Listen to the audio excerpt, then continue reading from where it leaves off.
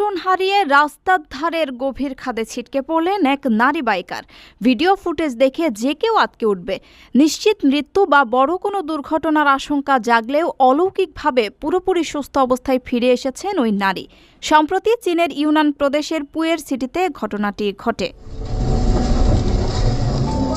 সামাজিক যোগাযোগ মাধ্যমে ছড়িয়ে পড়া একটি ড্যাশ ক্যামের ফুটেজে দেখা যায় এক নারী বাইকার তার দল নিয়ে পাহাড়ি পথে এগোচ্ছিলেন। একটি বাঘ ঘোরার সময় হঠাৎ তার বাইকটি নিয়ন্ত্রণ হারায় এবং তিনি রাস্তার পাশে থাকা সুরক্ষা বেষ্টনী টপকে গভীর খাদে পড়ে যান। দৃশ্যটি এতটাই ভয়াবহ ছিল যে তার সঙ্গীরা এবং নেটিজেনরা মুহূর্তের জন্য বড় কোনো বিপদের আশঙ্কা করেছিলেন।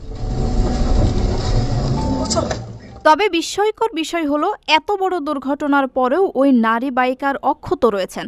দুর্ঘটনার কিছুক্ষণ পরেই তিনি সোশ্যাল মিডিয়ায় নিজের অবস্থা জানিয়ে পোস্ট করেন, নিশ্চিত করেন তিনি পুরোপুরি সুস্থ আছেন এবং তার শরীর